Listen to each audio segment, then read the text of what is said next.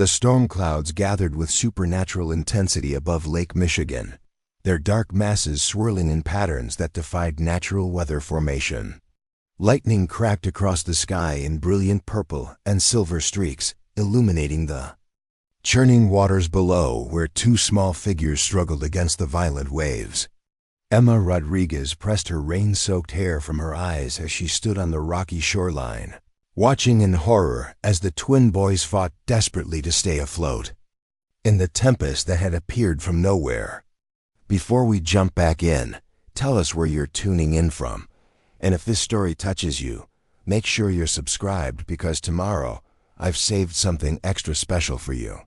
She had been collecting driftwood for her grandmother's morning fire when the sky suddenly darkened and the lake transformed from peaceful blue to angry black.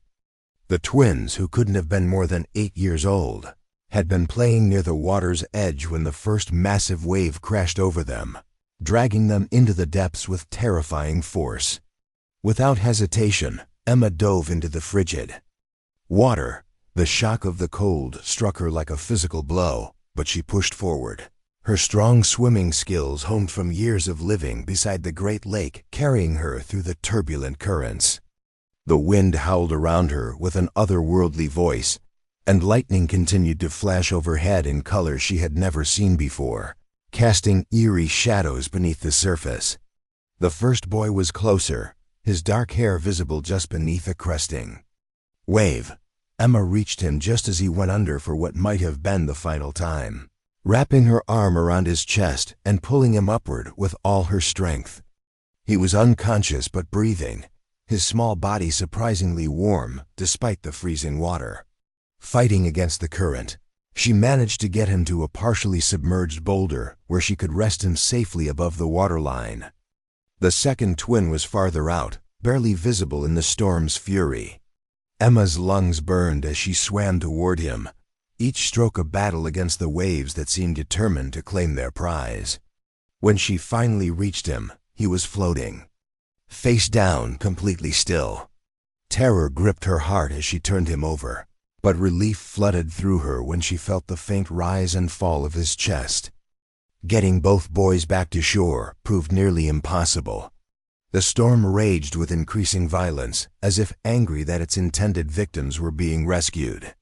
Emma had to make 2 separate trips, swimming each unconscious child to safety while lightning split the sky above them in magnificent and terrifying displays. By the time she dragged the second boy onto the rocky beach, her strength was completely spent. She collapsed beside them, gasping for air and shivering uncontrollably. The twins lay motionless on the wet stones, their identical faces pale and peaceful despite their ordeal. Emma checked their breathing again, relieved to find both boys alive though deeply unconscious. Their clothing was strange, she noticed, made of materials that seemed to shimmer with their own inner light even when soaked.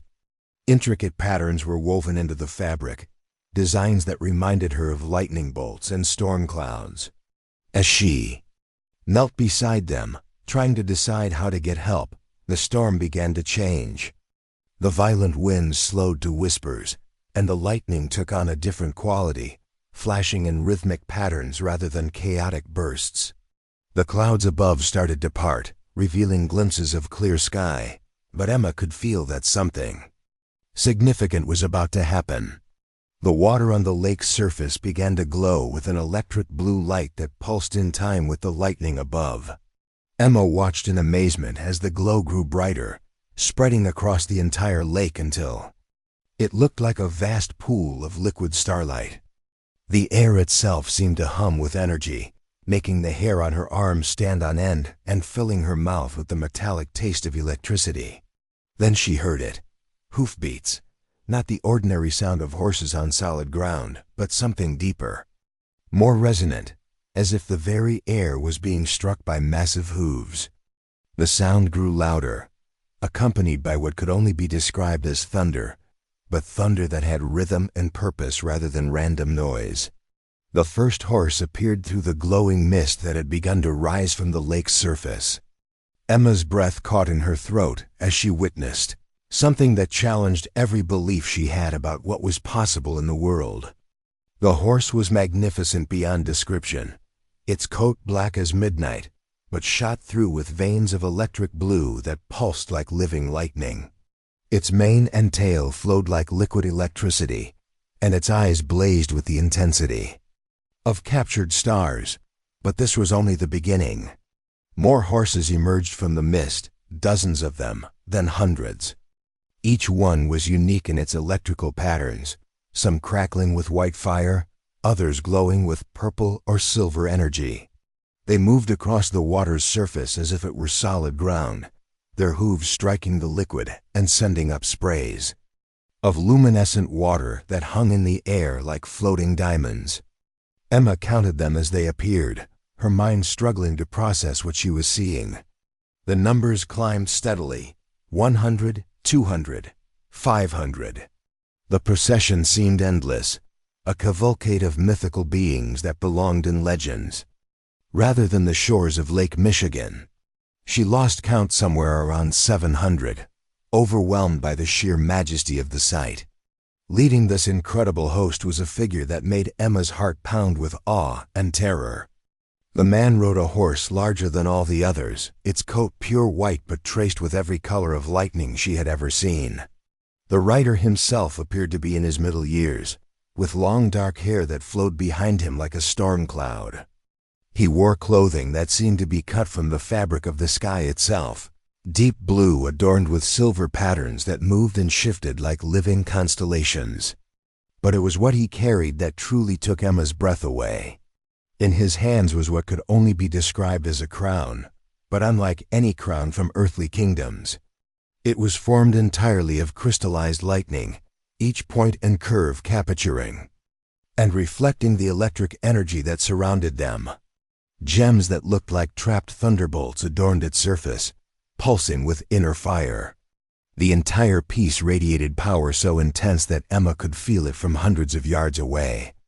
The magnificent procession moved directly toward the shore, where Emma knelt with the unconscious twins. As they approached, she could see that the lead rider's face was etched with deep concern and something that looked like desperate hope. His eyes, which sparkled with the same electric intensity as his mount's, focused immediately on the two small forms lying beside her. Preparing and narrating this story took us a lot of time, so if you are enjoying it, subscribe to our channel. It means a lot to us. Now back to the story. When the first of the electric horses reached the shoreline, they did not stop or slow down. Instead, they simply continued onto the rocky beach, their hooves making no sound now but leaving small craters of glowing sand with each step. The air, filled with the scent of ozone and wild storms, clean and sharp and utterly unlike anything Emma had ever experienced. The lead rider dismounted with fluid grace, his feet touching the ground with a sound like distant thunder.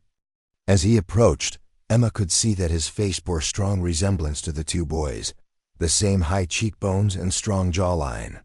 This was clearly their father, though what manner of being he was remained a mystery that both terrified and fascinated her.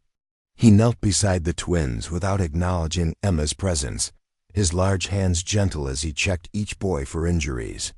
Relief washed over his features as he confirmed what Emma already knew, that both children were alive. When he finally looked up at her, his eyes held a depth of gratitude that seemed to encompass the entire storm system they had just witnessed. "You saved them," he said, his voice carrying the resonant quality of thunder but softened with profound emotion. "You dove into the sacred waters during the testing storm to rescue my sons." Emma found her voice, though it came out smaller than she intended. "They were drowning. I couldn't just watch them die."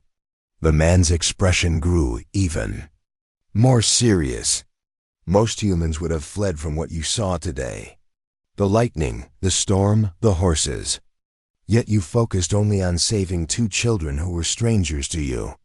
"Children are children," Emma replied, surprised by her own boldness. "It doesn't matter who they are or where they come from. No child should drown if there's someone who can help."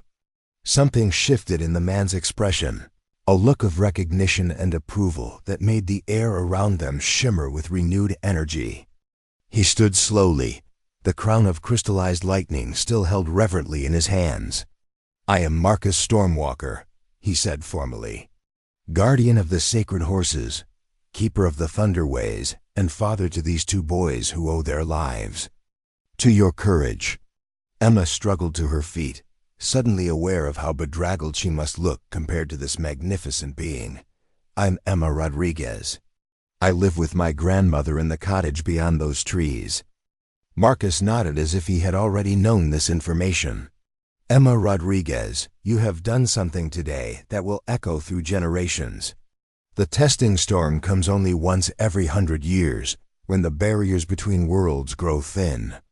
My sons were caught between realms when the waters rose, trapped by forces beyond their control." He gestured toward the incredible host of electric horses that waited patiently behind him, their glowing forms creating a scene of breathtaking beauty against the now clearing sky. "These are the 750 sacred horses of the Thunder Realm. They have come to bear witness to an act of pure heroism, and to offer a gift that has never before been given to a human being." Emma's mind reeled as she tried to process what she was hearing. Sacred horses, thunder realms, testing storms. It all sounded like something from the old stories her grandmother used to tell. Tales she had always assumed were nothing more than folklore. Marcus stepped closer, his presence somehow both overwhelming and comforting. "You have proven yourself worthy of the greatest honor our people can bestow. The crown of storm jewels." He held up the incredible crystallized lightning. "Crown has been worn by only 7 beings in all of history. Each was chosen for an act of selfless courage that preserved life when death seemed certain." The crown blazed with renewed intensity as he spoke, its trapped lightning swirling in mesmerizing patterns. Emma could feel the power radiating from ancient and wild and beautiful beyond description. "But I don't understand," Emma said, her voice barely above a whisper. "I just did what anyone would do. I saw children in danger, and I helped them." Marcus smiled, and when he did, gentle thunder rolled across the clearing sky above them. "That, Emma Rodriguez, is exactly why you were worthy. True heroism lies not in seeking glory or reward, but at acting with compassion when action is needed." Most. The first of the twin boys stirred, his eyes fluttering open to reveal irises that sparkled with the same electric intensity as his father's. When he saw Emma kneeling nearby, he struggled to sit up despite his obvious weakness. "You're the one," he said in a voice still hoarse from his ordeal. "You pulled me from the deep waters." His brother began to wake as well, and soon both boys were sitting up, looking at Emma with expressions of wonder and gratitude. They appeared to be identical twins, but Emma could see subtle differences now that they were conscious. One had slightly longer hair and eyes that leaned more toward silver than blue. The other's electric patterns seemed to pulse with warmer colors, golds and ambers mixed with the cooler blues. "Father," the first twin said, "this is the human woman who saved us from the testing waters." Marcus nodded solemnly. "Yes, David. This is Emma Rodriguez, and she has earned a place in the histories of our people." The second twin, who Emma assumed must be Daniel based on their similar names, struggled to his feet and approached her. "We are in your debt," he said with surprising formality for such a young child. "The waters of testing are meant to determine worthiness, but we were caught unprepared. Without your intervention, we would have been lost between the realms forever." Emma helped both boys to their feet, relieved to see that they seemed fully recovered from their ordeal. "I'm just glad you're both all right. When I saw you go under, I thought—" She trailed off, not wanting to voice the fear that had driven her into the storm. "The testing storm reveals truth," Marcus explained, his attention moving between Emma and his sons. "It shows the deepest nature of those it touches. My sons were being prepared for their first journey into the Thunder Realm, but the storm came early and caught them before they were ready. He gestured toward the magnificent horses that continued to wait in patient formation. But you, Emma Rodriguez, revealed a truth that none of us expected. You showed that human courage can transcend the boundaries between worlds, that compassion knows no limits of realm or race. One of the electric horses approached, a magnificent mare whose coat shifted between deep purple and brilliant silver. She nuzzled Emma's shoulder gently, her touch sending pleasant tingles through Emma's body without any pain or discomfort. "Tempest approves of you," David said with a grin. "She's very particular about humans." "Most of our horses have never seen a human," Daniel added. "They're curious about you." Emma reached out tentatively to stroke Tempest's nose, amazed by the way the electric patterns in the horse's coat responded to her touch, brightening and swirling in beautiful spirals. The mare's eyes were intelligent and kind, showing no trace of the wildness Emma might have expected from such a supernatural creature. Marcus watched this interaction with growing amazement. "Incredible," he murmured. "The sacred horses accept you completely. This has never happened before with a human." "What does it mean?" Emma asked, continuing to pet Tempest while trying to make sense of everything she was experiencing. "It means," Marcus said slowly, as if he was working through the implications himself, "that you are not merely a hero to be honored and sent home with our gratitude. It means you have been chosen for something far greater." The crown in his hands pulsed with renewed energy, its lightning patterns becoming more complex and beautiful. Emma could swear she heard music coming from it, a melody that sounded like wind chimes made of pure electricity. "The crown of storm jewels chooses its own bearer," Marcus continued. "It has been calling to you since the moment you entered the sacred waters to save my sons. But wearing it comes with responsibilities and changes that will alter your life forever." Emma looked around at the incredible scene surrounding her. The 750 electric horses stood like living artwork against the clearing sky, their various colors and patterns creating a tapestry of light that took her breath away. The twin boys watched her with hope and anticipation, clearly wanting her to accept whatever honor their father was offering. And Marcus himself radiated a power and nobility that spoke of ancient wisdom and profound magic. "What kind of responsibilities?" she asked, though part of her already knew that whatever he told her, she would not be able to walk away from this moment unchanged. Marcus smiled, and lightning danced across the crown's surface in response. "The bearer of the crown of storm jewels becomes a guardian between worlds. You would help maintain the balance between the human realm and the thunder realm, protecting both from those who would exploit the connection between them." He paused, studying her face carefully. "You would also become the keeper of the sacred horses when they visit this realm, ensuring their safety and guiding them to those who need their help. It is not an easy path, Emma Rodriguez, but it is one that would bring great purpose to your life." Emma thought of her grandmother, waiting at home for her return.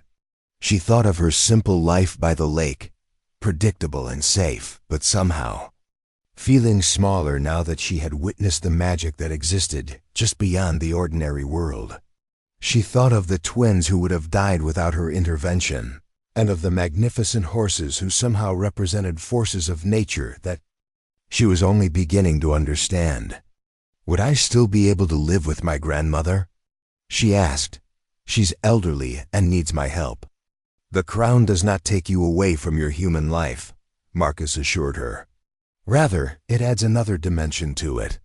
Your grandmother would be welcome in our realm when the time comes, and our healers could help with any ailments of age she might be suffering."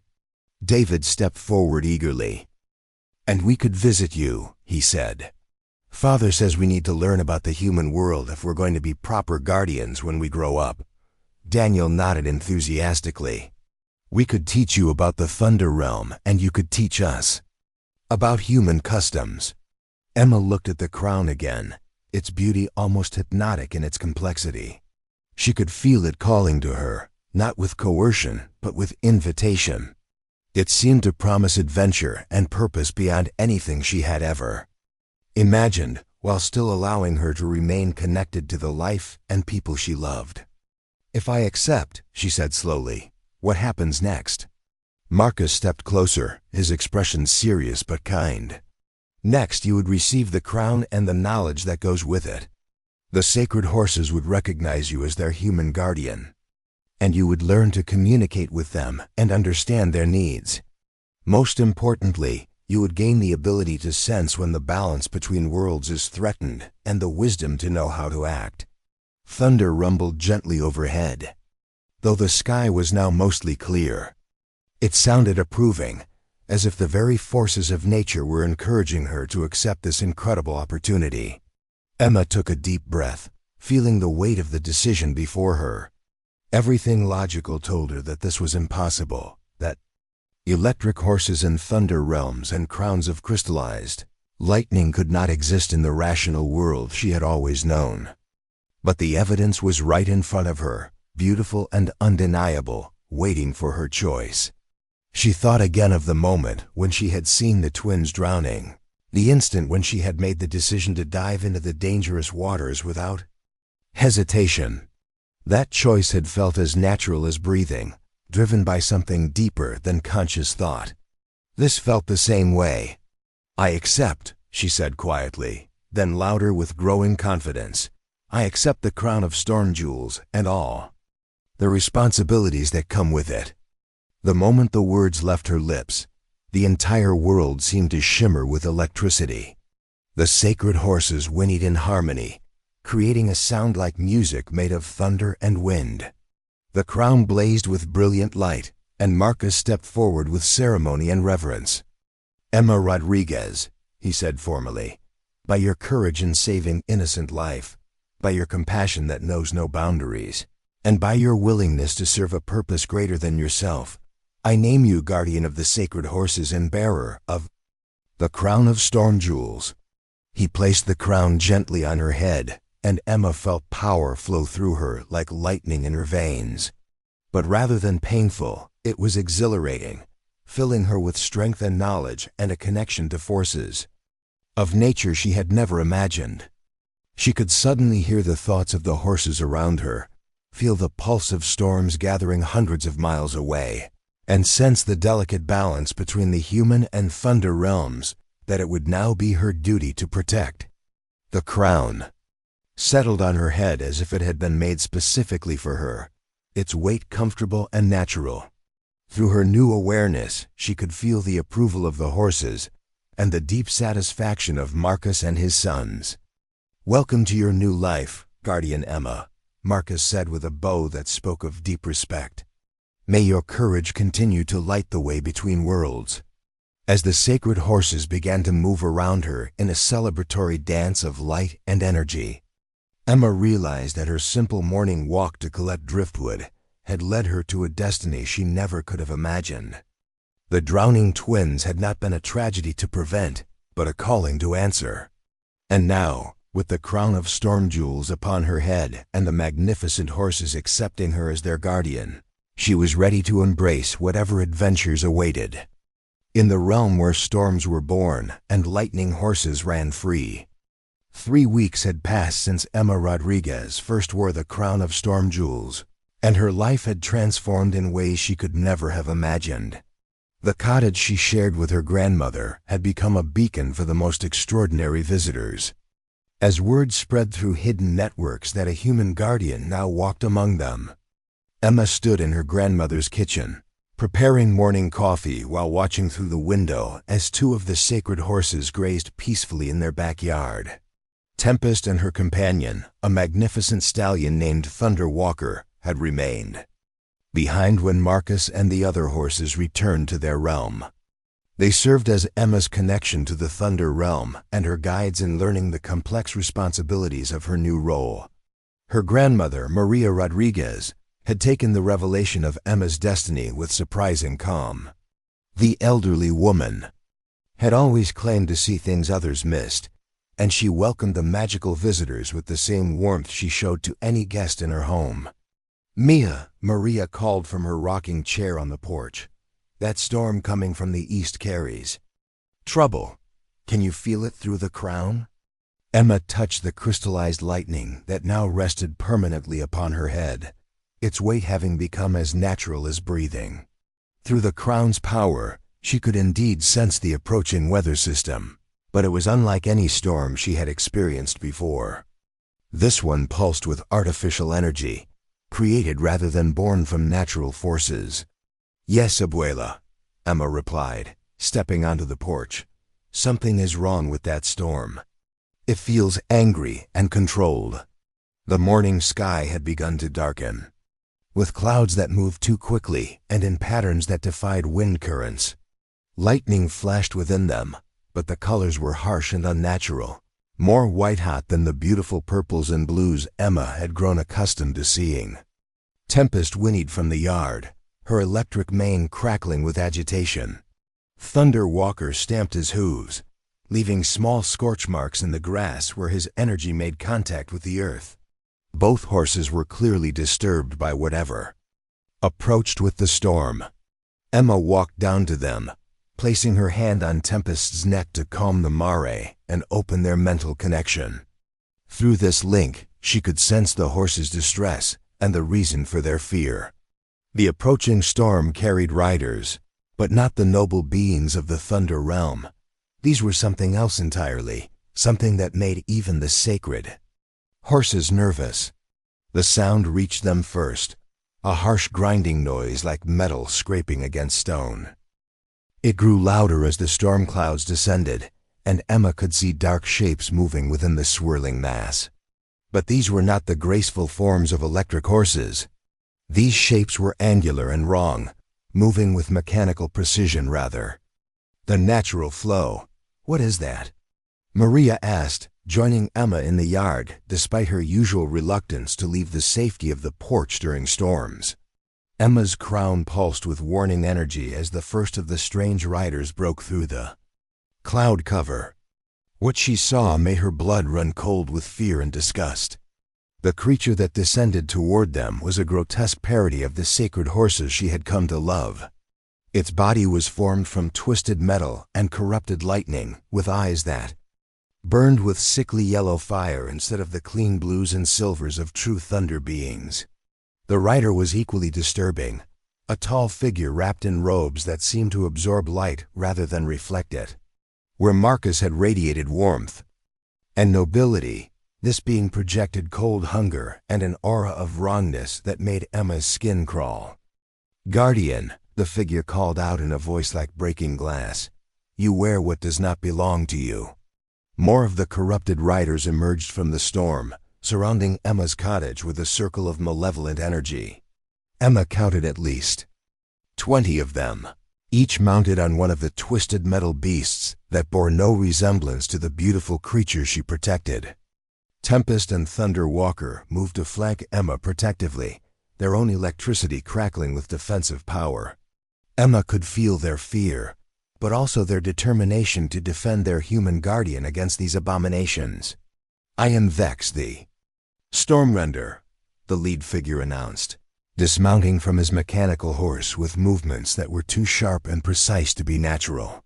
"I have come to reclaim the crown of storm jewels from the unworthy human who stole it." Emma found her courage, drawing strength from the crown's power and the presence of her loyal horses. "The crown was given to me freely by Marcus Stormwalker. I stole nothing." Vex laughed, a sound like lightning striking dead trees. "Marcus is a fool who believes in outdated traditions. The power of storms should belong to those strong enough to seize it, not gifted to weak humans who stumble into heroism by accident." "Emma's heroism was no accident," Maria said firmly, stepping forward despite the danger. "My granddaughter has always had a heart bigger than her fear." The old woman's defiance seemed to amuse Vex. "Ah, the grandmother speaks. Tell me, old woman, are you prepared to watch your granddaughter die for her stolen crown?" Emma felt the crown pulse with heat against her skull, responding to the threat with growing power. Through her connection to the Thunder Realm, she could sense that this confrontation had been building for some time. Vex represented a faction that had long opposed the traditional ways of selecting crown bearers, believing instead that power should be taken by force. "The crown cannot be stolen," Emma said, surprised by the steadiness of her own voice. "It chooses its bearer. If you were worthy of it, it would have called to you instead of me." Vex's eyes flared with yellow fire. "Worthiness is determined by strength, not by the sentimental gestures of a magical trinket. I will take the crown from your corpse if necessary." The twisted horses began to advance, their metal hooves striking sparks from the ground. Emma could feel their wrongness more clearly now, sensing that they were not true beings but constructs powered by stolen storm energy. Vex had somehow learned to corrupt and redirect the natural forces that the sacred horses embodied. "Grandmother." "Get inside," Emma said quietly, not taking her eyes off the approaching threat. "I will not abandon you, Mia," Maria replied stubbornly. Before Emma could argue further, Thunderwalker reared up on his hind legs and released a blast of pure electric energy toward the closest of the corrupted creatures. The bolt struck its target dead center, but instead of destroying the construct, it seemed to be absorbed and redirected back toward them. Emma threw herself sideways, tackling her grandmother and rolling them both behind the protective bulk of Tempest's body. The redirected lightning scorched the ground where they had been standing, leaving a crater of blackened earth. "They feed on storm energy," Emma realized with growing horror. "Our own power makes them stronger." Vex cackled with delight. "Finally, the little guardian begins to understand. My creatures are designed to consume and corrupt the very forces you serve. Every attack you make against us only increases our strength." This was unlike any challenge Emma had faced during her 3 weeks of training with the sacred horses. Marcus had taught her to channel storm energy, to communicate with weather systems, and to sense disturbances in the balance between realms. But he had not prepared her for enemies that could turn her own abilities against her. The corrupted creatures continued their advance, moving with patient confidence now that they knew direct attacks would not work. Emma's mind raced, trying to remember everything Marcus had told her about the crown's capabilities and the history of those who had worn it before. "Tempest," she whispered through their mental link, "can you contact Marcus? We need help." The Mare's response came flooding back immediately, tinged with frustration and fear.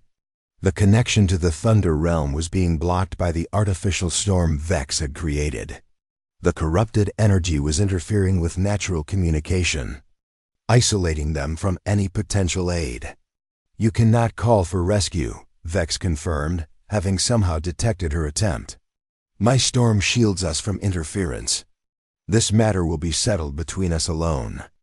Emma helped her grandmother to her feet, keeping them both behind Tempest's protective presence.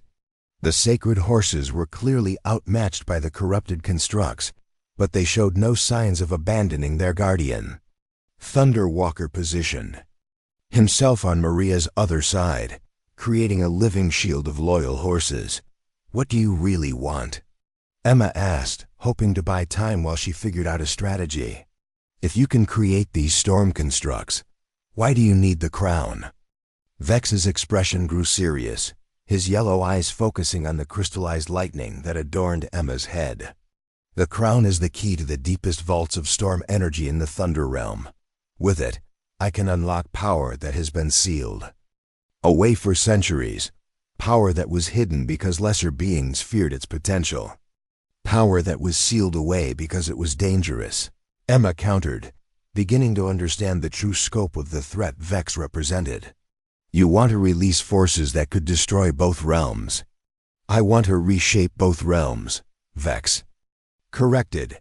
"The current balance is weak and inefficient. Under my rule, storms would serve only those strong enough to command them. The weak would perish, and the strong would inherit unlimited power." Emma felt sick as she realized the magnitude of what Vex planned. The gentle balance between worlds that Marcus protected would be destroyed, replaced by a system where power flowed only to those ruthless enough to seize it. Countless innocent lives would be lost in both the human and thunder realms. "You're insane," she said flatly. "That kind of power would consume everything, including you." "Perhaps," Vex admitted with a shrug. "But what a glorious consumption it would be." The conversation was interrupted by the arrival of unexpected allies. David and Daniel, the twin boys Emma had rescued, came racing through the artificial storm on horses of their own. These were smaller than the adult mounts, clearly designed for young riders, but they blazed with the same pure energy as their larger counterparts. "Guardian Emma," David called out as they approached. "Father sent us when the storm barriers went up. We came through the old pathways that predate Vex's corruption." "You shouldn't be here," Emma replied, worried for their safety. "This is too dangerous for children."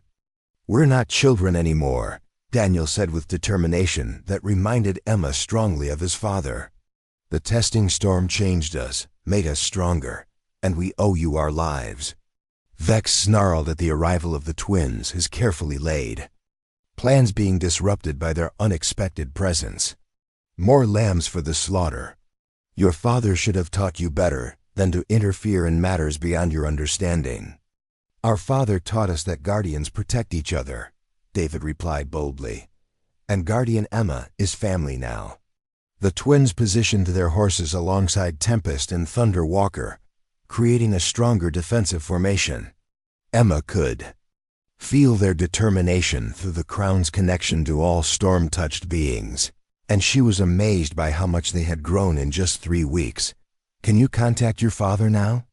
Emma asked hopefully. Daniel shook his head. "The barriers are too strong, even for us. But we brought something that might help."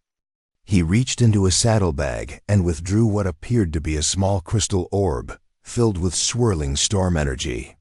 Emma recognized it immediately from Marcus's teachings as a storm core, a concentrated essence of pure thunder power. "Father said to use this only in the most desperate circumstances," David explained. "It contains enough energy to break through almost any barrier, but using it will drain all of us completely." Emma weighed their options as Vex's constructs continued their slow advance. The corrupted creatures seemed content to take their time, knowing that their prey had nowhere to run. But the storm core represented a chance to turn the tables, assuming they could use it effectively. "What exactly does it do?" she asked. "It creates a surge of pure storm energy that overwhelms artificial constructs," Daniel explained. "But the user has to channel it directly, and it burns out their connection to storm power for days afterward." Emma understood the sacrifice being offered. If she used the storm core, she would temporarily lose the abilities that made her the guardian, leaving her vulnerable to future attacks. But it might be their only chance to defeat Vex and protect both realms from his corruption. "There has to be another way," Maria said firmly. "Nia, you are clever. Think like your grandfather did when he solved problems at the factory." Emma's mind drifted to memories of her grandfather, a man who had spent his life finding creative solutions to mechanical problems. He had always said that the best way to defeat a machine was to understand its weaknesses and use them against it.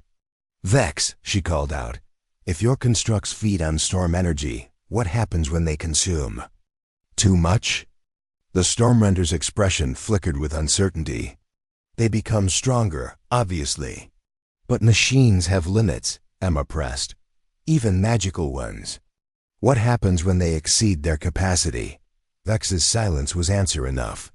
Emma smiled grimly as she realized the flaw in his seemingly perfect plan. "Tempest, Thunder Walker," she communicated through their mental link. "I need you to trust me completely. We're going to give them exactly what they want." The horses responded with confused but willing agreement. Emma could feel their faith in her judgment, even when they didn't understand her strategy. "David, Daniel, I need you to channel every bit of storm energy you can manage. Not to attack them, but to feed them. Overwhelm their systems with more power than they were designed to handle." The twins exchanged glances, clearly understanding the dangerous nature of her plan. If they miscalculated, they would simply make their enemies stronger. But if Emma was right, they could turn Vex's own weapons against him. "Everyone together," Emma commanded, raising her hands toward the advancing constructs. "Give them everything we have." The combined storm energy from 4 horses and 3 human guardians struck the corrupted creatures like a tidal wave of electricity. Instead of defending themselves, the constructs eagerly absorbed the massive influx of power, their metal bodies beginning to glow with stolen energy. For a moment, it seemed like Emma's plan had backfired catastrophically. The constructs grew, larger and more menacing, their yellow eyes blazing with increased intensity. Vex laughed triumphantly, believing that his victory was assured. But then the first construct began to shake violently. The stolen energy was too much for its artificial framework to contain, and cracks of brilliant light began to appear along its metal surface. Within seconds, it exploded in a shower of sparks and twisted metal. "No!" Vex shouted, realizing too late what was happening. One by one, the other constructs began to overload and explode. The carefully balanced systems that allowed them to absorb and redirect storm energy were overwhelmed by the massive surge Emma's group had provided.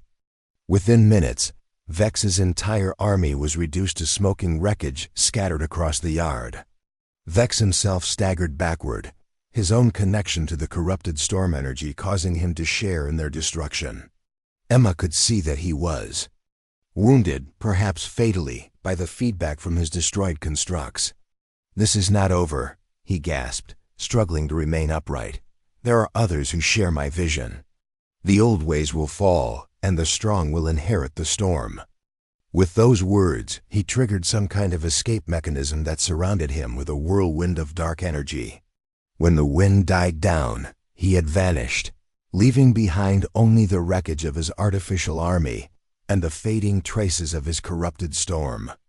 Emma collapsed to her knees, exhausted by the massive expenditure of energy. The crown on her head had dimmed significantly, its crystallized lightning patterns barely visible. Around her, the sacred horses and the twins were equally drained, having given everything they had to execute her desperate plan. "Is everyone all right?" Maria asked, moving from person to check for injuries. "We'll recover," David said weakly, slumping in his saddle. "But that was incredibly dangerous. If you had miscalculated." "I know," Emma admitted. "But it was the only option I could see. Direct attacks only made them stronger, so we had to find a way to make their strength work against them." Thunder Walker nuzzled Emma's shoulder gently, his mental voice filled with admiration and relief. Through their connection, she could feel the approval of all the sacred horses for her creative solution to an impossible problem. "Vex said there were others," Daniel pointed out with concern. "This won't be the last challenge you face." Emma nodded, understanding that her first real test as guardian was only the beginning of greater trials to come. The crown's power was slowly returning as she rested, but she could sense that the balance between realms had been disrupted by Vex's attack. Restoring that balance would require wisdom and strength she wasn't sure she possessed. "We need to contact your father," she said to the twins. "He needs to know what happened here and what Vex was planning." "The barriers are breaking down now that his constructs are destroyed," David observed. "We should be able to reach the Thunder Realm soon." As if summoned by their words, the air above the cottage began to shimmer with familiar energy. Marcus, Stormwalker, emerged from what appeared to be a tier in reality itself, riding his magnificent white horse and followed by a contingent of other Thunder Realm guardians. His face was etched with concern and battle readiness, but relief washed over his features when he saw that Emma and the twins were safe. He dismounted quickly and strode over to where Emma knelt among the wreckage of Vex's army. "Guardian Emma," he said formally, though his voice was warm with genuine concern. "We felt the disturbance and came as quickly as we could. Are you harmed?" "Physically, no," Emma replied, accepting his hand to help her stand. But Vex said he wanted to use the crown to unlock sealed powers in the Thunder Realm. He talked about reshaping both worlds.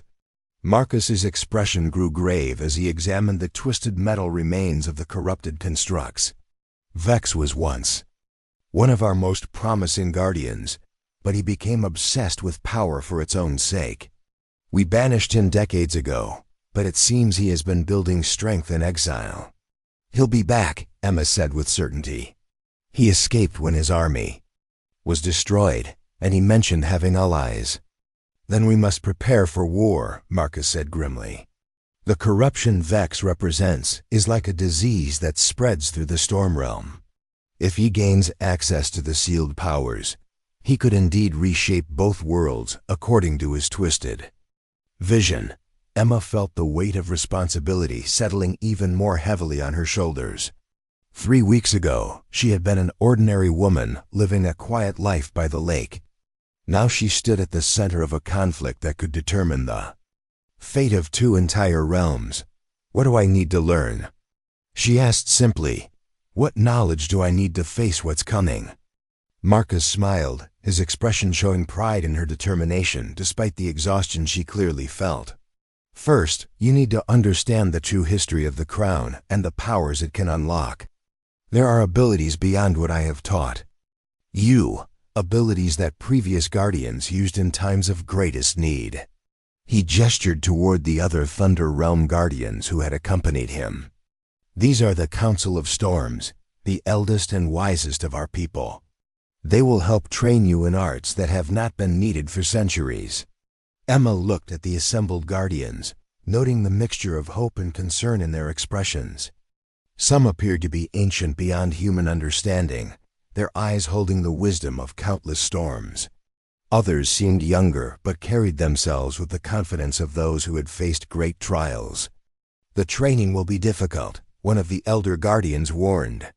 The crown's deepest powers exact a price from those who wield them. You must be certain you are prepared for what you might have to sacrifice. I'm prepared, Emma said without hesitation. Vex would destroy everything good in both worlds for the sake of his own power. I won't let that happen. The conviction in her voice seemed to satisfy the assembled guardians. Marcus nodded approvingly and began making arrangements for Emma's expanded training to begin immediately. We will establish a permanent gateway here, he decided. Your cottage will become a crossing point between realms, allowing for rapid communication and mutual support.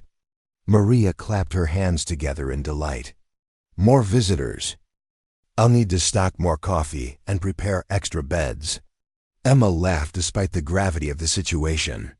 Her grandmother's practical response to magical crises never failed to amaze her.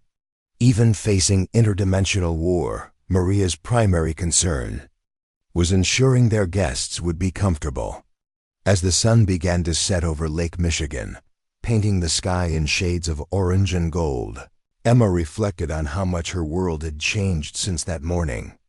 The peaceful routine of guardian training had been shattered by the reality of enemies who would stop at nothing to claim the crown's power. But she was no longer alone in facing these challenges. The twins had proven themselves as loyal allies, willing to risk everything to protect her. Marcus and the Council of Storms offered wisdom and support from the Thunder Realm, and through it all, her grandmother provided the steady foundation of love and practicality that kept Emma grounded in her humanity. The crown pulsed gently against her skull, its energy fully restored after the day's trials. Through its power, Emma could sense storms gathering on distant horizons, some natural and some corrupted by Vex's influence.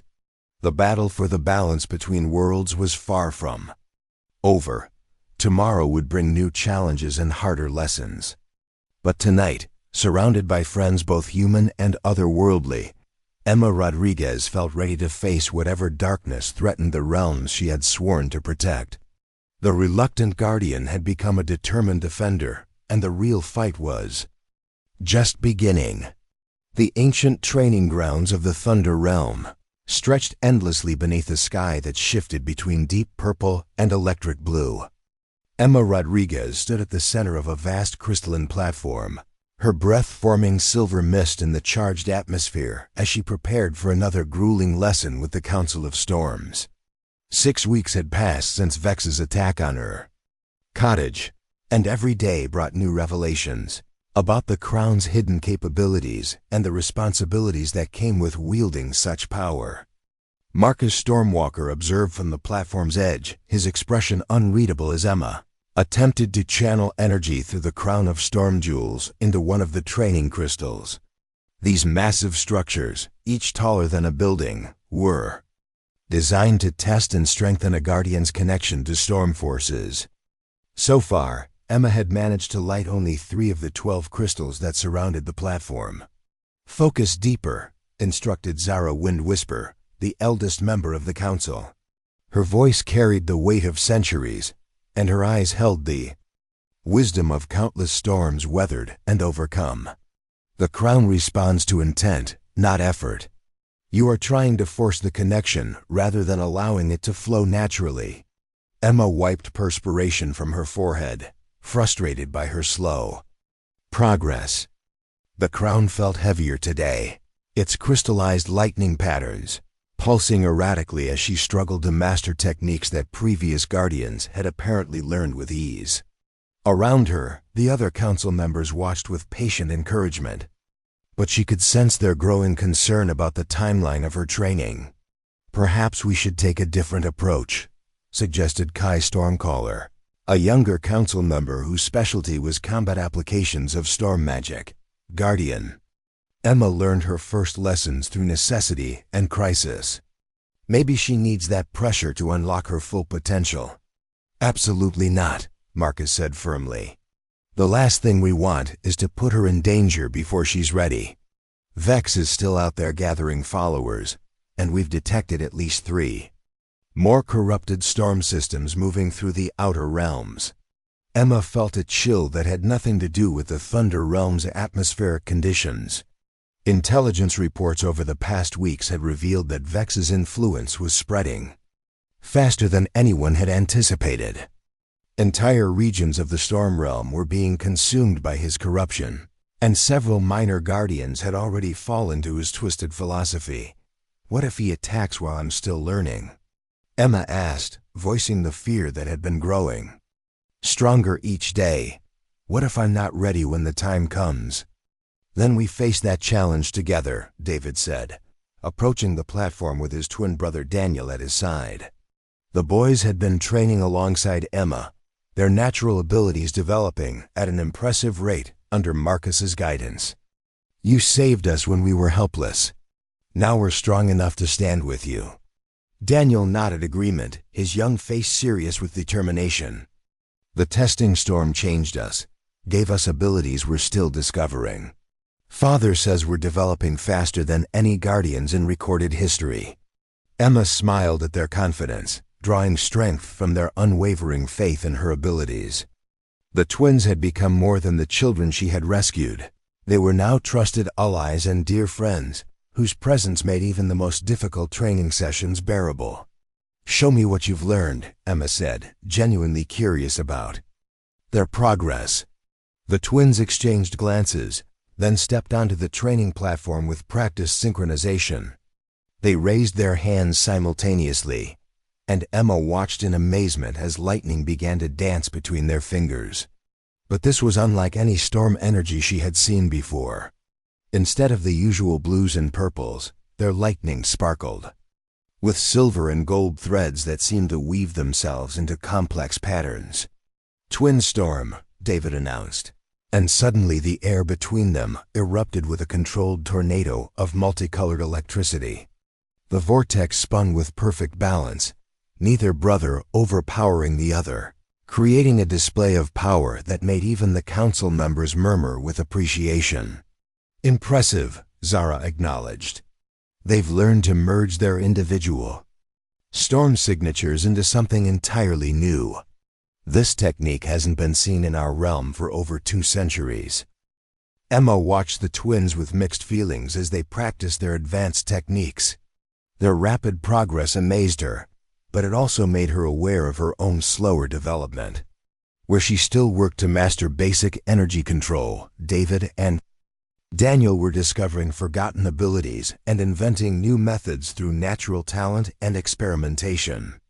Do not measure yourself against them, Marcus advised, noticing her thoughtful expression. The boys were born into storm magic, growing up surrounded by these forces from their first breath. Your journey involves connecting two entirely separate worlds, a challenge far greater than anything they face. Their conversation ended abruptly when a guardian appeared on the platform in a flash of desperate lightning. The young woman looked exhausted and frightened as she struggled to speak. Council leaders, she managed between gasps. The border territories face assault. Vex has released something different, something beyond our experience. Marcus immediately stepped toward her, his face showing deep concern. Describe this attack. Are we seeing more of his twisted creations? No, Commander, the messenger answered, her voice shaking. He has discovered how to poison our natural weather itself. Storm systems are becoming infected with his darkness, spreading contamination to everything they encounter. 3 communities have already fallen, and the corrupted storms grow more powerful with each conquest. The revelation struck Emma with terrible force. If Vex could taint natural weather patterns, then no location in either dimension would remain safe. Any storm cloud, any gathering of wind could transform into his weapon. Such a thing should be impossible, Kai protested. Natural. Storms connect to the basic forces governing both dimensions. They cannot be artificially corrupted. We believe that as well, the messenger responded. However, Vex has learned to place his poisoned energy directly into storm centers. Once contaminated, these systems hunt for new targets to corrupt, becoming stronger after each successful infection. Zara shut her eyes, her aged features showing intense focus, as she extended her awareness to evaluate the danger. When she looked at them again, her expression held grave worry. I sense it even from this distance. The contamination moves through storm networks like a plague. Without swift action, it will penetrate the core of our dimension. From there, it will reach the human realm.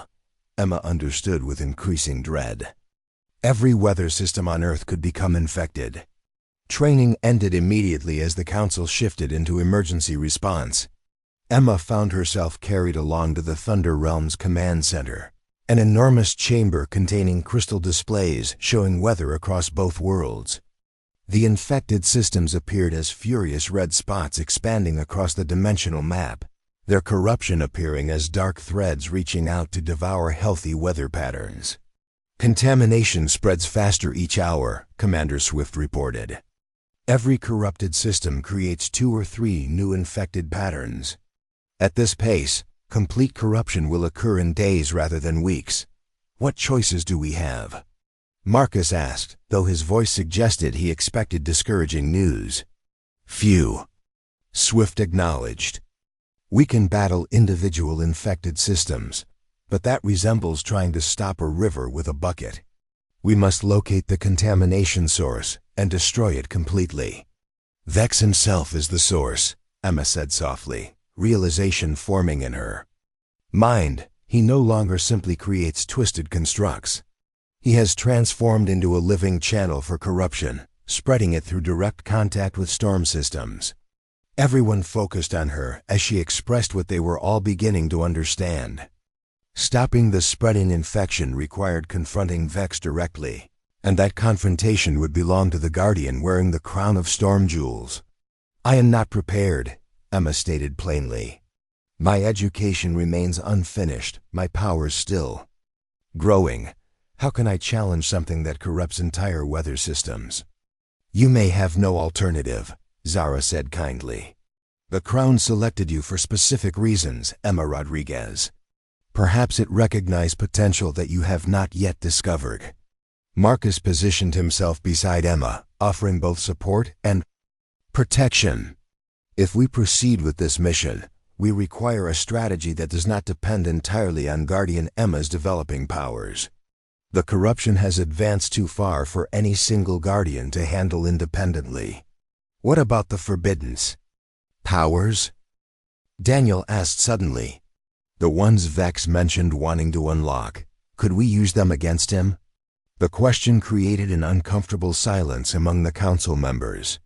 Emma could see them exchanging meaningful glances, clearly debating whether to reveal information they had hoped to keep hidden. The sealed powers are called the Storm Genesis, Zara finally explained. They represent the original forces used to create the balance between worlds. They were sealed away because they're too dangerous for any single being to control safely. But the crown of storm jewels was designed to channel them, Kai added reluctantly. In theory, a guardian wearing the crown could access the Genesis powers, but the risks are enormous. What kind of risks? Emma asked, though she suspected she wouldn't like the answer. Total corruption of the user, Zara said bluntly. The Genesis powers are pure creation and destruction in perfect balance. If the wielder lacks the wisdom and strength to maintain that balance, they become consumed by the very forces they're trying to control.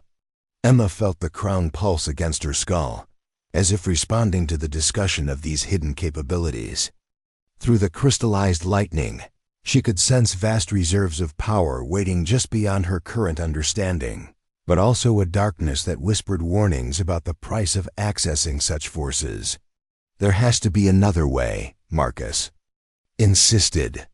We can gather every available guardian, mount a coordinated assault on Vex's stronghold before the corruption spreads further. You know that won't work, Commander Swift said grimly. Our scouts have located his base in the Void Between Storms, a region where conventional storm magic is neutralized. Any attack force we send there will be powerless against his corrupted constructs. But the Genesis powers would work there, Emma realized. They predate the Void. They're fundamental forces that exist independent of regional limitations. The truth of the situation settled over the assembled leaders like a heavy weight. The only realistic chance of stopping Vex's corruption required Emma to risk everything by accessing powers that could just as easily destroy her as save both realms. I need time to think, Emma said, feeling overwhelmed by the magnitude of the decision before her. And I need to speak with my grandmother. Marcus nodded, understanding. Of course. But Emma, time is the one resource we don't have in abundance. Every hour we delay means more storms infected, more innocent lives threatened. Emma returned to her cottage on the shores of Lake Michigan, appearing in the familiar yard where Tempest and Thunderwalker grazed peacefully. The contrast between the crisis raging in the Thunder realm and the tranquil afternoon by the lake felt surreal, as if she existed in two completely different worlds. Her grandmother Maria was tending to her garden, humming an old Spanish lullaby. As she worked among the vegetables that somehow grew larger and more vibrant since the sacred horses had taken up residence nearby. The elderly woman looked up as Emma approached, immediately sensing her granddaughter's distress. Troubles in the storm world, Mia? Maria asked gently, setting down her gardening tools.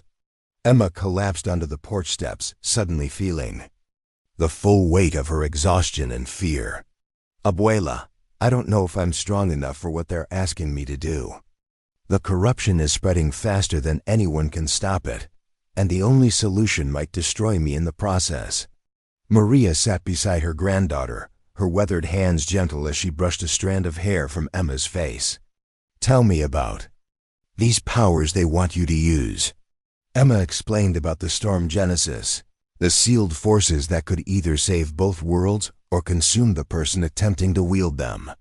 She described the spreading corruption, Vex's transformation into a living conduit of destruction, and the impossible choice between risking everything or watching both realms fall to darkness. Your grandfather faced a similar choice once, Maria said quietly when Emma finished. During the factory strike, when the owners brought in violent men to break the workers' resistance. Everyone looked to him for leadership, but he knew that standing up to them might mean death. What did he do? Emma asked, though she suspected she already knew the answer. He did what his heart told him was right, regardless of the personal cost, Maria replied. He organized the workers, stood up to the violence, and helped them win fair wages and safe conditions. But more importantly, he inspired others to believe in themselves and their own power to create change. Emma felt tears beginning to form as she understood the parallel her grandmother was drawing. You think I should attempt the Genesis powers? I think you should trust the Crown's judgment, Maria said wisely. It chose you for reasons beyond your ability to swim or your courage in saving drowning children. Perhaps it saw someone capable of holding ultimate power without being corrupted by it. And if I'm wrong, if I can't control the Genesis forces? Maria smiled, her expression filled with love and confidence. Then you'll die knowing you tried to save everyone you could. That's a legacy any grandmother would be proud of. The simple wisdom of her grandmother's words cut through Emma's confusion and fear, revealing the clarity she had been seeking. The decision wasn't really about whether she was ready or strong enough. It was about whether she was willing to risk everything for the chance to protect the people and world she had come to love. I have to try, Emma said, the words feeling both terrifying and liberating as she spoke them. Yes, Mia, Maria agreed. You do. Emma spent that evening in deep meditation, sitting beside the lake where she had first encountered the sacred horses. The Crown's weight felt different now. Less like a burden and more like a connection to something vast and ancient. Through its crystallized lightning, she could sense the storm Genesis waiting in the depths of her consciousness, patient and eternal. Tempest and Thunder Walker stood guard nearby, their electric patterns subdued and peaceful in the gathering. Twilight, Emma could feel their faith in her decision, their willingness to follow wherever her courage led them. As night fell over Lake Michigan, painting the water silver under the starlight, Emma made her final preparations for what might be her last night as a simple human guardian. Tomorrow she would either unlock the Genesis powers and face Vex as an equal, or she would be consumed by forces beyond mortal comprehension. David and Daniel arrived just before dawn, their young faces serious with determination and loss. Through the Crown's connection, Emma had felt their approach across the dimensional boundaries. We want to come with you, David said without preamble. Whatever you're planning to do, we should face it together. This is something I have to do alone, Emma replied gently. The Genesis powers are too dangerous to risk anyone else being caught in their influence. You saved our lives, Daniel insisted. Now let us help save yours. Emma looked at the twins, seeing not the helpless children she had pulled from the lake, but young guardians who had grown strong and wise in their determination to protect others. Their loyalty touched her deeply, but she couldn't allow them to share in the risks he was about to take. There is something you can do, she said finally. When I attempt the Genesis ritual, I'll need anchors to keep me connected to my humanity. Will you and the horses serve as my connection to everything good and worth protecting? The twins exchanged glances, understanding that she was offering them a way to help while keeping them safely outside the direct influence of the ancient powers. We'll be your anchors, David promised solemnly. No matter what happens, Daniel added. As the first rays of sunrise painted the sky in shades of gold and pink, Emma Rodriguez prepared to embrace a destiny that would either save two worlds or destroy the woman who had once lived quietly beside a peaceful lake, the Crown of Storm. Jewels pulsed with anticipation, and in the distance, thunder rumbled with what sounded almost like encouragement. The time for training and preparation had ended. The moment of ultimate testing was about to begin. The void between storms existed in a realm where conventional rules of physics meant nothing and reality bent to the will of whoever possessed the strongest connection to primordial forces.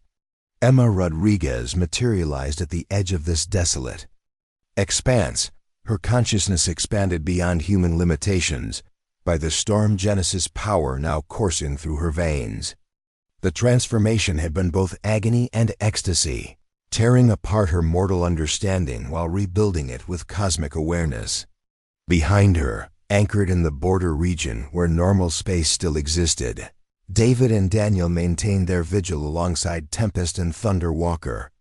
Through her enhanced senses, Emma could feel their unwavering support even across the dimensional barrier that separated her from everything familiar and safe. The crown of storm jewels had evolved during the Genesis ritual. It's crystallized. Lightning now pulsing with colors that had no names in human language. The landscape before Emma defied description in terms any earthly observer could comprehend. Twisted spires of solidified void reached toward a sky that wasn't really a sky. More like an absence of everything that should exist above. The ground beneath her feet felt solid, but looked like liquid darkness shot through with veins of anti-light that seemed to absorb illumination rather than reflect it. In the distance, she could see Vix's fortress, a massive structure that appeared to be built from corrupted storm clouds frozen into architectural form.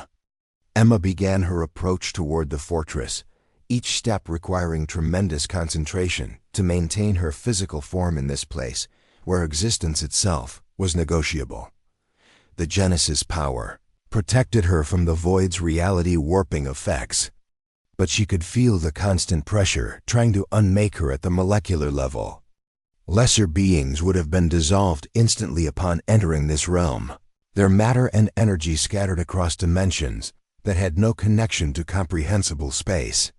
As she drew closer to Vex's stronghold, Emma became aware of the true scope of his corruption network. Massive conduits of tainted energy stretched from the fortress toward dimensional gateways that connected to storm systems throughout both realms. These corruption channels pulsed with sickly yellow light, carrying Vex's influence to weather patterns across countless worlds. The sight filled Emma with determination to end this spreading infection before it consumed everything she had sworn to protect. The fortress gates stood open, an obvious invitation that Emma recognized as either supreme confidence or an elaborate trap. Given Vex's personality and strategic thinking, she suspected it was both. The Stormrender wanted her to enter his domain, confident that even with the Genesis power, she lacked the experience and wisdom to challenge him effectively on his own territory. Emma crossed the threshold into Vex's stronghold, immediately sensing the twisted architecture that surrounded her. The walls seemed to be built from crystallized screams and frozen lightning strikes, creating a structure that existed in multiple dimensions simultaneously. Corridors stretched in directions that shouldn't exist, and rooms opened onto spaces that violated basic principles of geometry. Navigation through such a place would be impossible for anyone lacking the cosmic perspective that the Genesis power provided. The first challenge came in the form of Vex's elite guard, creatures that had once been storm guardians before their corruption transformed them into something monstrous. They emerged from the walls themselves, their forms shifting between partially solid matter and pure malevolent energy. These beings retained fragments of their original abilities while being enhanced by Vex's tainted power, making them far more dangerous than the crude constructs Emma had faced before. "Guardian," one of them spoke, its voice like wind through broken glass. "You wear stolen power that belongs to the true master of storms. Surrender the Genesis force, and your death will be swift." Emma raised her hand, feeling the transformed crown channel energy that existed before the creation of either realm. "I won't surrender anything to those who have chosen corruption over balance. Stand aside or be cleansed." The corrupted guardians attacked simultaneously, their combined assault creating a storm of tainted energy that would have destroyed any normal structure.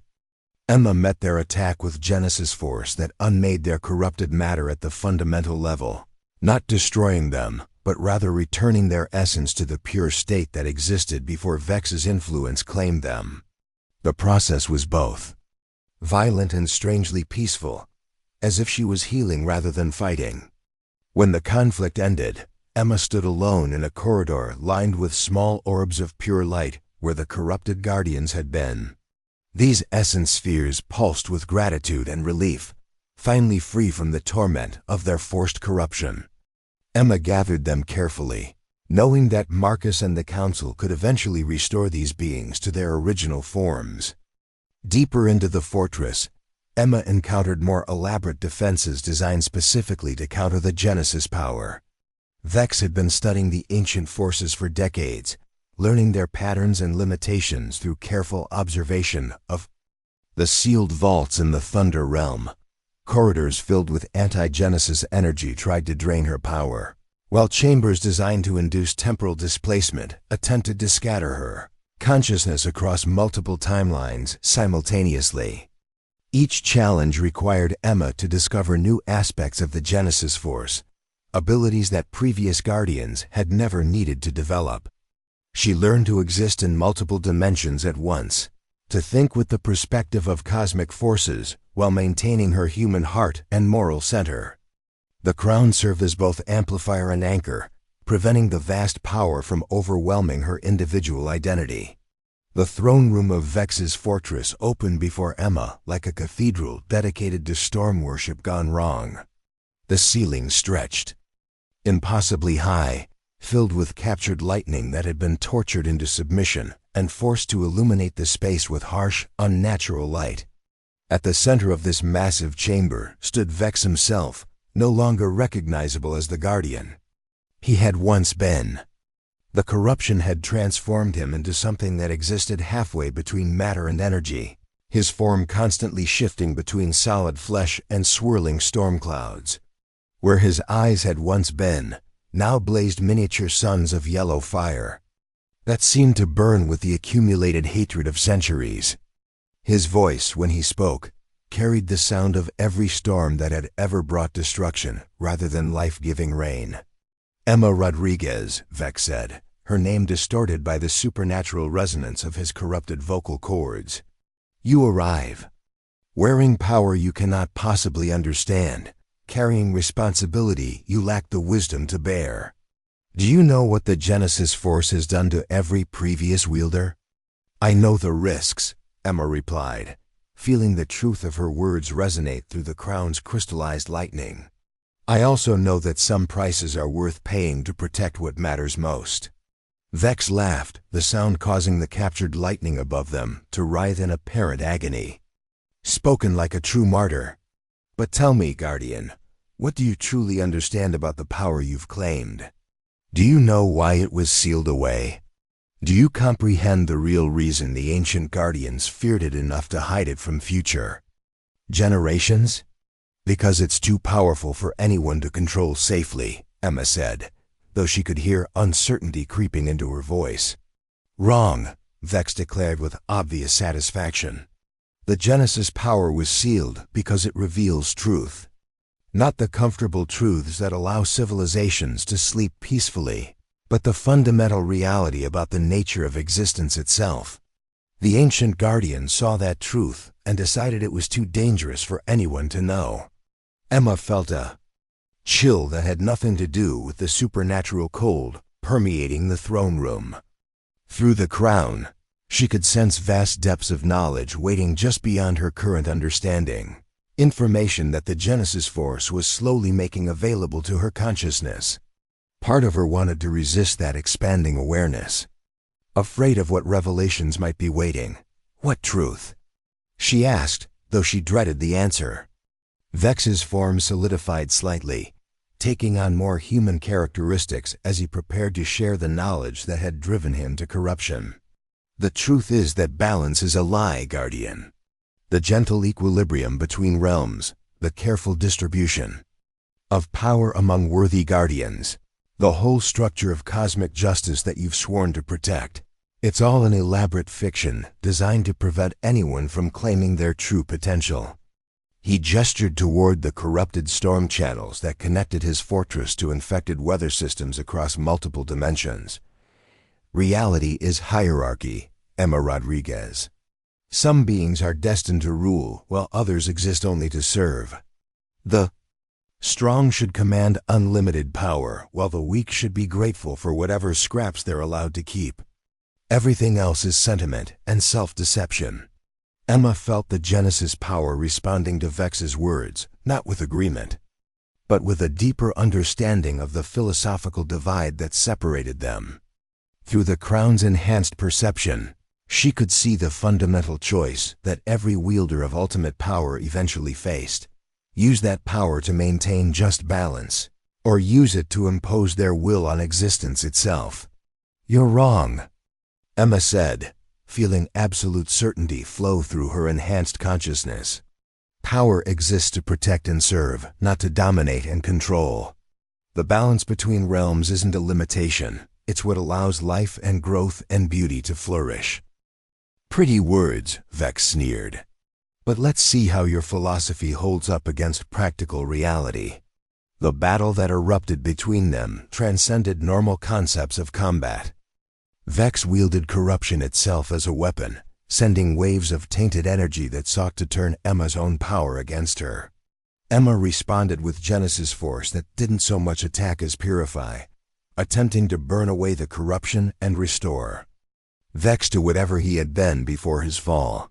The conflict raged across multiple dimensions simultaneously, their opposing energies creating reality storms that threatened to tear holes in the fabric of existence itself. Emma found herself fighting not just Vex, but the accumulated corruption of decades, the twisted philosophy that had consumed his identity and replaced it with pure hunger for domination. Through the crown's connection to her anchors in normal space, Emma could feel David and Daniel lending their strength to her efforts. Tempest and Thunder Walker channeled their life force across dimensional barriers, providing the emotional stability that kept Emma grounded in her humanity despite the cosmic scope of the battle. The turning point came when Emma realized that defeating Vex through force alone would only perpetuate the cycle of violence and domination that had led to his corruption in the first place. Instead, she reached deeper into the Genesis power, accessing abilities that previous guardians had either never discovered or never dared to use. "I don't want to destroy you," Emma said, her voice carrying across the dimensional chaos of their battle. "I want to heal you." Vex's response was a roar of fury and disbelief. "Heal me. I am beyond healing, beyond redemption. I am corruption incarnate, the inevitable result of ultimate power meeting unlimited ambition." "No," Emma replied with growing confidence. "You're a guardian who lost his way, someone who let fear and pride twist his noble intentions into something monstrous. But the core of what you once were is still there, buried beneath all the corruption and hatred." She channeled Genesis energy in a way that had never been attempted before, not to attack or defend, but to reveal truth at its most fundamental level. The power swept through Vex's corrupted form, burning away layers of tainted energy and twisted philosophy, exposing the original guardian who had once sworn the same oaths that Emma herself had taken. For a moment, Vex's true face appeared through the corruption, showing a being who had once been noble and wise before fear of inadequacy had led him down the path to darkness. In that instant, Emma saw not an enemy to be defeated but a victim to be saved. "Remember who you were," Emma urged, pouring healing energy into the revelation. "Remember why you became a guardian in the first place." The battle reached its climax as Vex struggled between his corrupted identity and the memories of his original purpose. The fortress around them began to collapse as the competing energies tore apart the structure that had been built from crystallized malevolence. Emma felt the strain of maintaining her healing focus while protecting them both from the dimensional chaos surrounding them. In the end, it was Vex himself who made the final choice. With tremendous effort, he reached beyond the corruption that had consumed him and grasped the healing energy Emma offered. The moment their powers connected in harmony rather than conflict, the Genesis force completed its work of restoration. The explosion of purified energy that resulted from Vex's healing tore through every corruption channel connected to his fortress, sending waves of cleansing force to infected storm systems. Across both realms, Emma felt the network of tainted weather patterns burning away, replaced by natural cycles that resumed their proper function. When the dimensional chaos finally subsided, Emma found herself kneeling beside Vex in a space that was no longer the void between storms, but a neutral realm where both healing and redemption were possible. The Stormwinder was gone, replaced by a guardian whose face showed the deep lines of someone who had experienced both ultimate corruption and ultimate forgiveness. "What have you done?" he whispered, his voice now carrying the sound of gentle rain rather than destructive hurricanes. "What the Genesis power was really meant for," Emma replied, helping him to his feet. "Not to impose will or dominate others, but to heal what's broken and restore what's been lost." The journey back to normal space required both of them working together, their combined power creating a stable pathway through dimensions that were still recovering from the recent chaos. Emma found herself supported not only by her original anchors but by the gratitude of countless storm systems that had been freed from corruption. When they finally emerged into the familiar reality of the Thunder Realm, Emma was met by Marcus, the Council of Storms, and an assembly of guardians who had gathered to witness the outcome of her mission. The sight of Vex walking freely beside her, clearly restored to his original nature, created a sensation that would be discussed in both realms for generations to come. "Is it truly over?"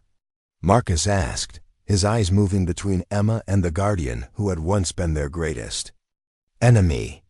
"The corruption network is destroyed," Emma confirmed, feeling the crown's power slowly returning to its normal levels as the Genesis force settled back into dormancy. "The infected storms have been cleansed, and the threat to both realms has been eliminated." "And I," Vex said quietly, his voice filled with shame and gratitude, "owe my restoration to Guardian Emma's wisdom and courage. She chose healing over vengeance, understanding over anger. She showed me what the Genesis power was truly meant to accomplish." The celebration that followed lasted for days in the Thunder Realm and weeks in the human world, as news of the corruption's end spread through every community that had been affected by the crisis. Emma found herself hailed as a hero in both realms, but she took more satisfaction in the quiet knowledge that balance had been restored, and that even the most corrupted souls could find redemption through compassion. The crown of storm jewels remained with Emma, its crystallized lightning now permanently marked by her experience with the Genesis power. She had proven that ultimate force could be wielded without ultimate corruption, that the greatest strength lay not in domination, but in the wisdom to heal rather than harm. As she stood once again on the shores of Lake Michigan, watching Tempest and Thunder Walker graze peacefully in her grandmother's yard, Emma reflected on the journey that had brought her from simple rescue to cosmic responsibility. The drowning twins had been saved, their father's gratitude had led to her guardianship, and her guardianship had ultimately saved both realms from destruction. "Mia," her grandmother Maria called from the porch, "your friends from the storm world are here for dinner. I hope they like enchiladas." Emma laughed, feeling the normalcy of domestic life grounding her after the overwhelming scope of her recent adventures. Some battles were fought with cosmic forces across multiple dimensions, but the most important victories happened in kitchens and gardens, in the simple acts of love and care that made existence worth protecting. The crown of storm jewels pulsed gently against her skull, no longer a burden or a responsibility, but a connection to wonder and purpose that would guide her through whatever challenges the future might bring. Emma Rodriguez had become something more than human without losing her humanity, and in that transformation lay the seed of hope for both realms she had sworn to protect. 5 years had transformed the cottage by Lake Michigan into something that existed between worlds, where the ordinary and the extraordinary mingled as naturally as rain mixing with soil. Emma Rodriguez stood in her expanded kitchen, preparing breakfast for a household that now included beings from realms most humans never dreamed existed. The crown of storm jewels rested lightly on her head, its crystallized lightning patterns having become as familiar as her own heartbeat. Through the window, she watched David and Daniel practicing their advanced storm techniques in the yard, their movements graceful and confident as they wove lightning into complex patterns that would have been impossible for either twin to create. Alone, at 13, they had grown into their roles as junior guardians with remarkable skill, their bond strengthened by shared experience and mutual respect. "Guardian Emma," called a voice from the dining room, "the council meeting is ready. To begin whenever you are." Emma smiled at the formal address, even though it came from Marcus Stormwalker, who had become more like a beloved uncle than a superior officer over the years.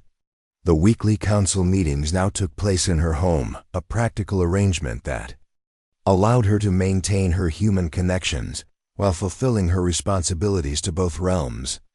She carried a tray of coffee and her grandmother's famous breakfast pastries into the dining room, where representatives from 3 different realms had gathered around the table that Maria had insisted on expanding twice to accommodate their growing circle of allies. Zara Windwhisper sat beside Commander Swift, discussing patrol schedules with the casual familiarity of old friends. Kai Stormcaller was showing Vex a new technique for channeling purified storm energy, the former Stormrender, having become one of their most dedicated guardians since his restoration. "Where is Maria this morning?" Zara asked, accepting a cup of coffee with grateful appreciation. "In town, organizing the festival committee," Emma replied with amusement. "She's convinced that Silver Lake Township needs a proper harvest celebration, and somehow she's managed to recruit half the Thunder Realm as volunteers." The integration of the 2 communities had been gradual but remarkably successful. Emma's neighbors had accepted the presence of storm guardians with the same practical adaptability that small towns everywhere showed toward unusual circumstances. Children played with young thunder beings, local farmers consulted weather guardians about planting schedules, and the annual 4th of July fireworks had been permanently enhanced by contributions from visiting lightning specialists.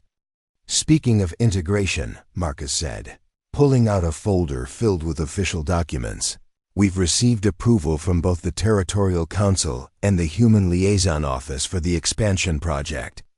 Emma's heart swelled with excitement as she reviewed the authorization papers. For months, they had been working on plans to establish the first official embassy between realms, a permanent facility that would serve as a diplomatic and cultural bridge between the human and thunder worlds. The embassy would be built on the shores of Lake Michigan, incorporating both human architecture and storm realm technologies. "Construction can begin next spring," Commander Swift reported. "We've identified suitable locations that exist simultaneously in both realms, allowing for natural transition between dimensional spaces." "And the training academy?"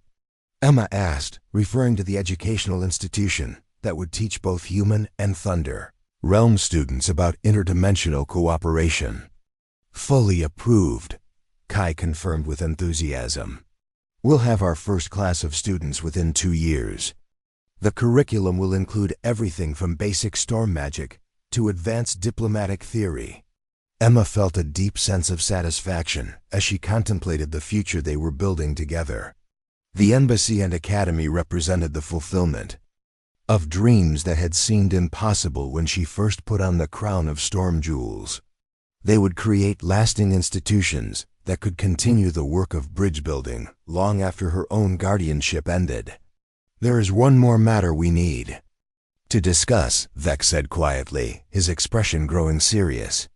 "We've detected unusual energy signatures in the far reaches, patterns that suggest the emergence of entirely new realms." The room fell silent as everyone absorbed the implications of this revelation. The discovery of new realms was always significant, potentially bringing new allies or new threats into their carefully balanced world. "What kind of energy signatures?" Emma asked, feeling the crown respond to her heightened attention with gentle pulses of analytical power. "Unknown," Vex admitted. "They don't match any realm we've previously encountered. The patterns suggest sophisticated civilization and advanced understanding of dimensional mechanics, but we have no way to determine their intentions toward existing realms." First contact protocols? Marcus inquired, though his tone suggested he already knew the answer. That would be Guardian Emma's decision, Zara said formally. As the bearer of the crown of storm jewels, she has ultimate authority over interdimensional relations. Emma felt the familiar weight of responsibility settling on her shoulders, but it no longer felt overwhelming as it had in her early days. As Guardian, 5 years of experience had taught her to trust her instincts while seeking counsel from those she respected. We approach them with cautious optimism, she decided. Send exploratory delegations but maintain defensive readiness. If they prove peaceful, we extend the same offer of cooperation that we've built with other allied realms. If they prove hostile, we're prepared to protect what we've worked so hard to create. The meeting continued for another hour as they refined plans for the new realm contact and discussed ongoing projects throughout their expanding network of allied dimensions. Emma found herself amazed, as she often did, by the scope of what they had accomplished together. What had begun as a desperate rescue of 2 drowning children had evolved into a coalition of realms working together for mutual prosperity and protection.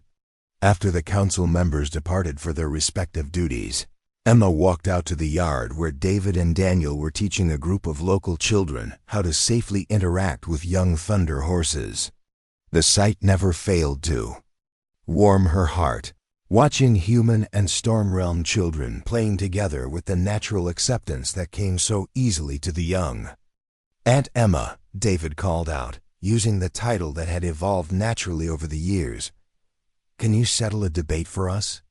Daniel thinks we should teach the kids advanced lightning weaving, but I think they should master basic energy channeling first." Emma considered the question seriously, knowing that both twins had valid points.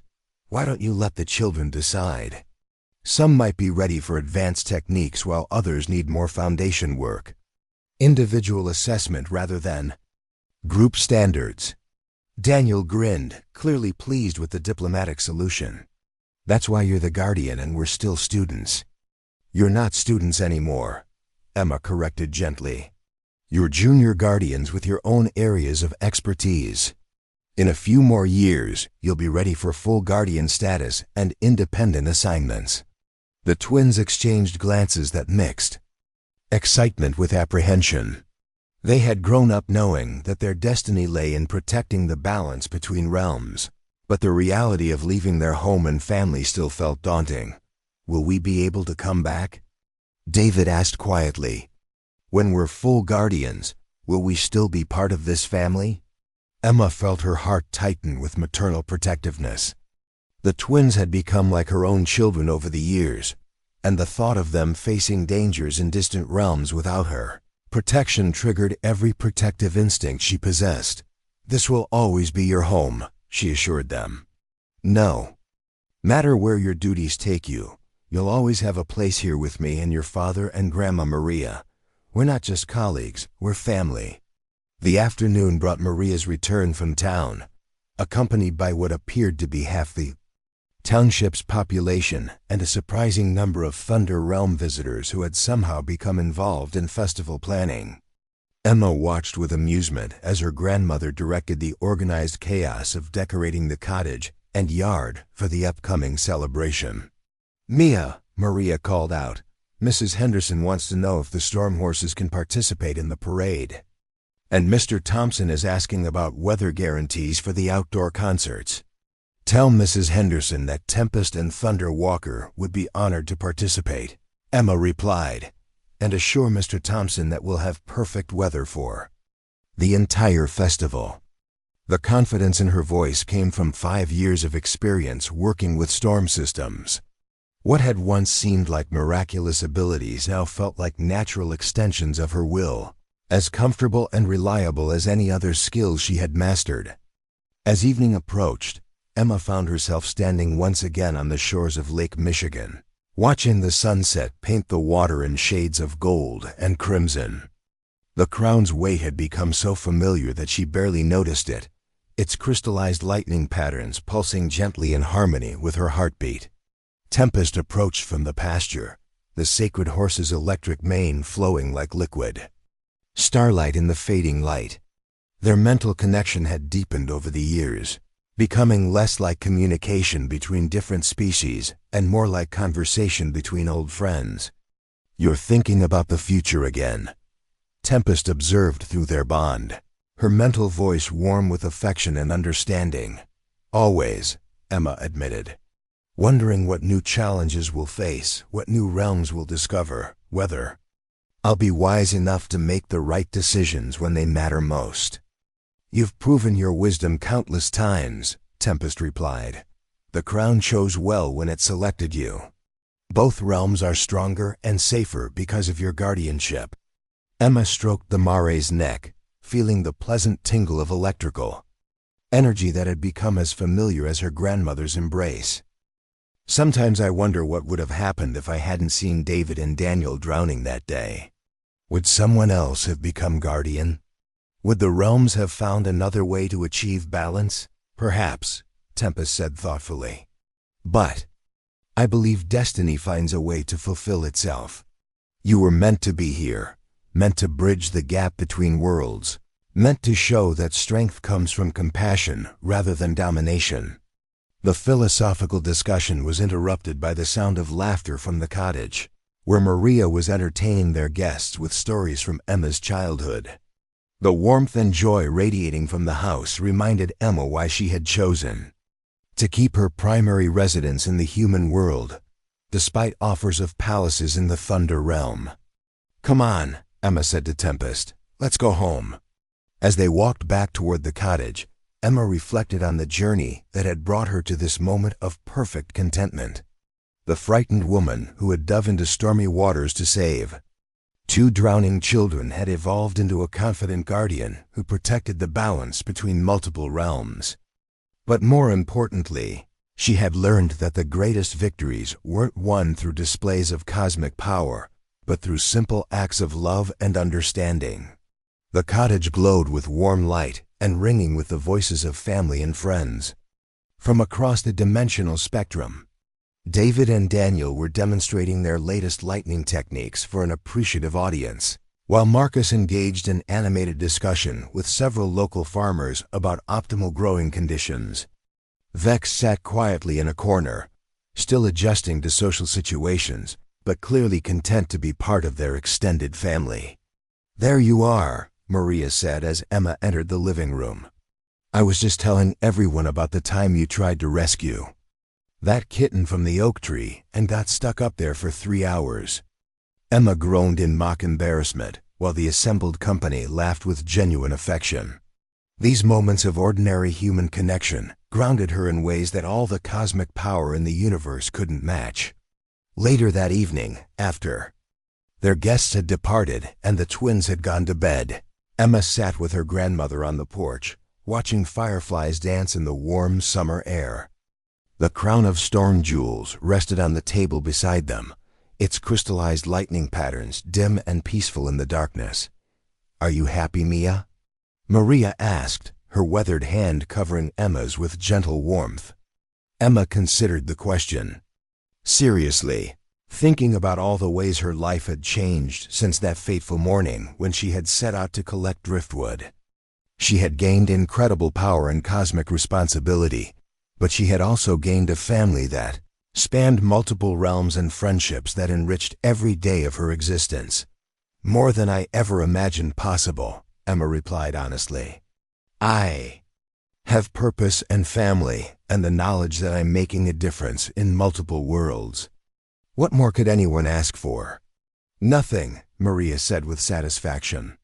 "Your grandfather would be proud of the woman you've become and the good you've done with the gifts you've been given."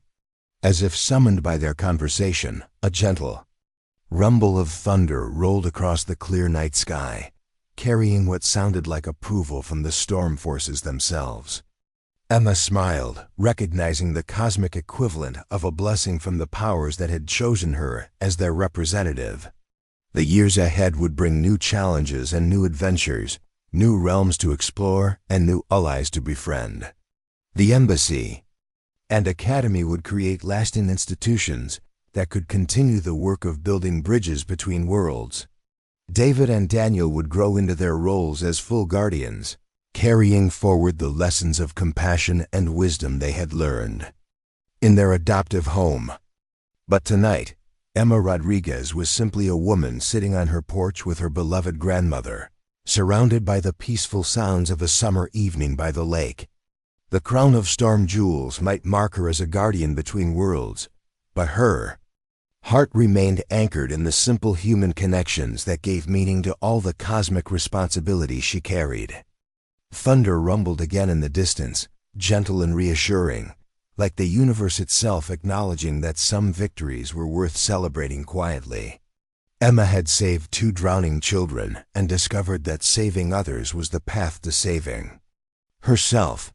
She had wielded ultimate power and learned that true strength came from knowing when not to use it. She had bridged worlds and found that the most important bridge was the one that connected hearts across any distance. The fireflies continued their ancient dance in the darkness, and somewhere in the distance, sacred horses grazed peacefully, under stars that shone in realms both seen and unseen. Emma Rodriguez, guardian of the storm jewels, protector of the balance between worlds, had found her way home at last.